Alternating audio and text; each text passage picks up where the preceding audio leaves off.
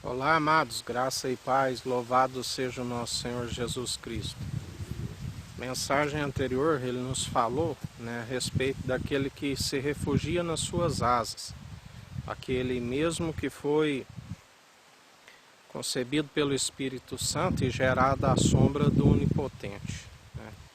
Mas o que vem a ser essa sombra? Porque se ele é a luz que veio ao mundo e os homens o negaram porque suas obras eram más, amaram mais as trevas, como pode ser esta questão de sombra?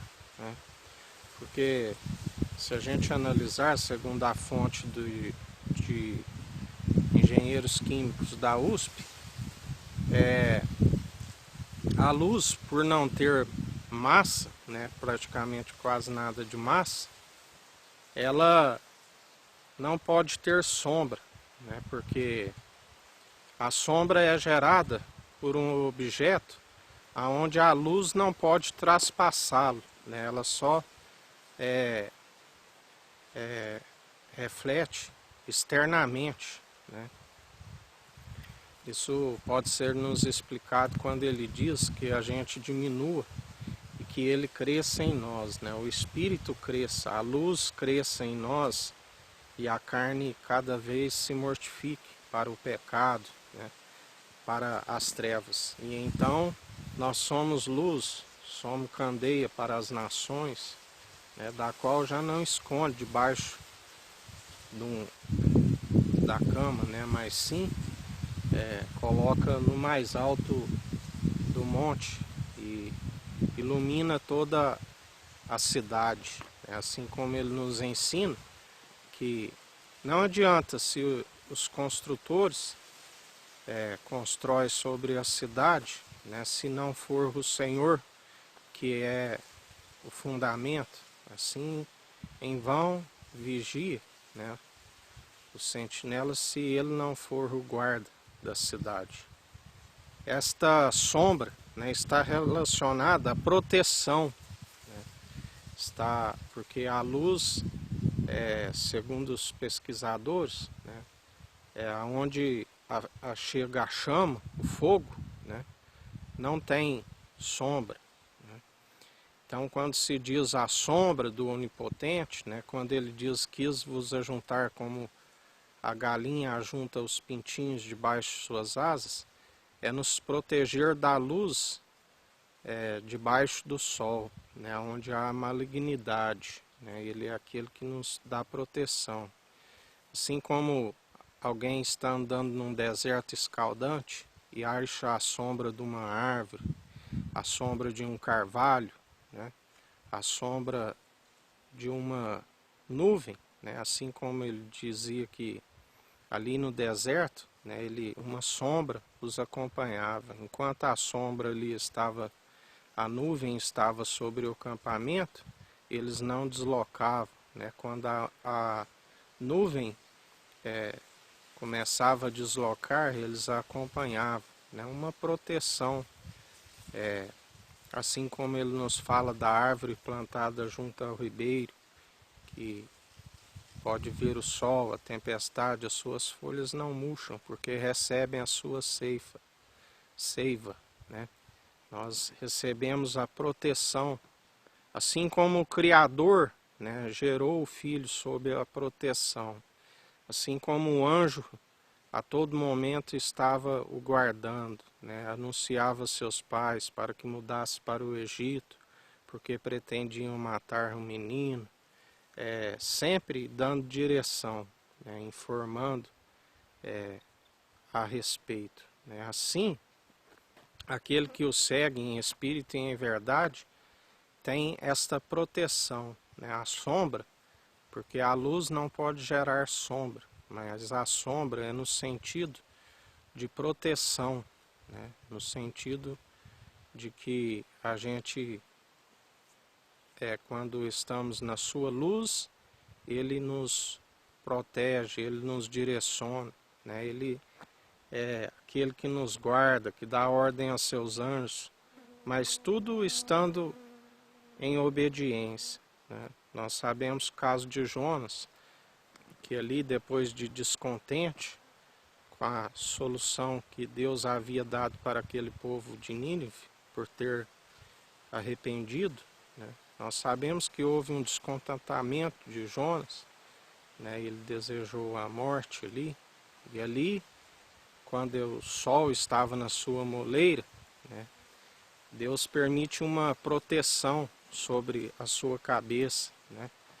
Uma planta que brota, e quando é de noite vem uma broca, né? E ali retira a sombra. Deus estava mostrando para ele, né? Quem é o mísero caco para contender com o oleiro, né? Aquele mesmo que protege é aquele mesmo que tira a proteção, como ele diz. Eu formo a luz, as trevas, faço absolutamente tudo, né? Faço adoecer, curo. Ele faz totalmente tudo, absolutamente está sob o seu controle, né? Ele é aquele que autoriza, ele é aquele que desautoriza, ele é aquele que permite o tentador tentar, né? Ele é aquele que nos livra do tentador. Tudo está sobre o seu controle, né? Tudo está sob a sua direção, né? Como a Bíblia diz, nos fala sobre o vaso de alabastro. O vaso de alabastro, ele é um vaso que, quando vem a luz, né, ele fica iluminado, não exteriormente, né, mas sim do interior para fora, né, há uma iluminação. Aquele que tem a iluminação do interior para fora, né, ele não gera sombra, né. Já aquele que tem a iluminação só exteriormente, né, ele produz sombra. E nós sabemos que a sombra, as trevas, né, significa ignorância, né, e a sabedoria é a luz. Quando nós buscamos da fonte, que ele é a fonte de luz, né, nós buscamos a sabedoria e o entendimento, que é desviar do mal, né? Já não há sombra, né? Porque se tem a luz, não anda na sombra, né? Agora, se mesmo que tenha uma iluminação exterior, mas o interior está em trevas, né, anda na ignorância, não se consegue desviar do mal, né?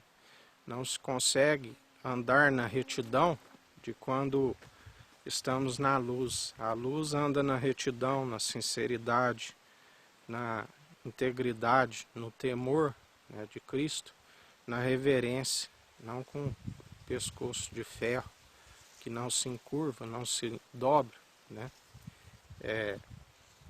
Em mais um dia que a gente persevere, né, usufruindo da proteção daquele que, assim como Deus o protegeu, né, o Deus lhe concedeu a sabedoria necessária para não andar, né, segundo os homens, mas ele andou segundo, ele já é aquele que tem a natureza divina, mas mesmo assim Deus o colocou à prova, né? Ele tomou dos homens para ser provado, né? Porque aquele que tem a natureza divina não pode ser provado pelo mal, né? Mas ele levou sobre si aqueles que tinham o mal, né, para provar que, assim como ele venceu, né, ele não andou em trevas, nós somos capazes, né, de andar na iluminação do dia e sob a sua proteção, né? A sombra vem a ser a sua proteção. Ele é que nos protege, ele é que nos guarda, ele é que permite, né, o tentador, tudo é sobre o seu controle, né? Como a palavra diz que uma casa há vasos de honra e de desonra, né? Por conta da imparcialidade, né? Ele permite tanto uns como aos outros, né? Mas cabe a cada um perseverar no bem, buscando a luz, o entendimento para desviar do mal, porque a estes há mais esperança, né? Que em mais um dia que ele venha nos livrar do vil tentador, tudo é autorização dele, né? Nenhum barro pode contender com o leiro, porque fazes assim. Através da graça, né, ele opera como quer. Que o Eterno nos abençoe e nos guarde, brilhe o Eterno sua face sobre nós, erga o Eterno sua face sobre nós e nos dirija. Aqui é o irmão Fábio Gomes, Deus te abençoe.